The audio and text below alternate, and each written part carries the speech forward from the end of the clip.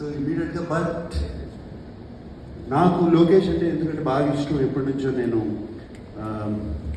ఖైదీ చూశాను, one of my favourite films. I saw the other films also of course, and Vikram also. These two are my favourite films. And అప్పటి నుంచి ఖైదీ చూసిన దగ్గర నుంచి లోకేష్తో ఎలా అయినా సరే పనిచేయాలి, ఎప్పుడు పనిచేస్తాను ఇటువంటి డైరెక్టర్తో అని మనసులో ఎప్పుడు అనుకుంటూ ఉండేవాడిని.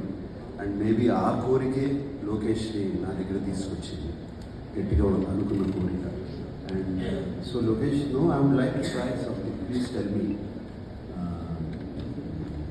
Because Lokesh is very cool. I mean ఇప్పుడు నేను చేయను అన్నా కూడా అతను ఫీల్ అయి నాకు చెప్పిన కథలో my role was so good, so dynamic. It was almost like a hero. And but Rajini garu ఒప్పుకున్నారా ఈ కథని? ఎందుకంటే ఐ సీన్ ఇంతకుముందు లోకేష్ సినిమాలు చూశాను, విలన్ని కూడా ఈక్వల్గా చూపిస్తాడు.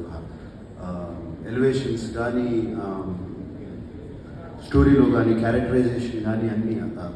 ప్రీవియస్ ఫిల్మ్ ఎస్పెషలీ విక్రమ్, దాంట్లో ఫహద్ క్యారెక్టరైజేషన్ కానీ, విజయ్ సేతుపతి గారి క్యారెక్టరైజేషన్ కానీ so good. Even what is that the lady agent Tina character, it was so fantastic. Theatre నిండా క్లాప్సే ఆ క్యారెక్టర్ చూపించినప్పుడు. అండ్ ఆ నమ్మకంతో చాలా బాగా చెప్తాడు అనుకుని లోకేష్ కథ చెప్పాడు. సో నేను లోకేష్ ఈ కథను నేను రికార్డ్ చేస్తున్నాను. First time I did actually. Lokesh, while you're telling me the story, can I record it? So one hour కథ చెప్పాడు, రికార్డ్ చేసుకున్నాను, ఇంటికి వెళ్ళాను, ఆ కథ మళ్ళీ అంతా విన్నాను.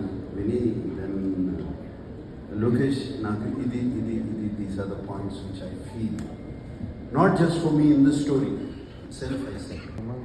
అండ్ ఆ సీన్ యాక్చువల్లీ వైరల్గా కూడా అది లీక్ అయింది. We're all very sad about it.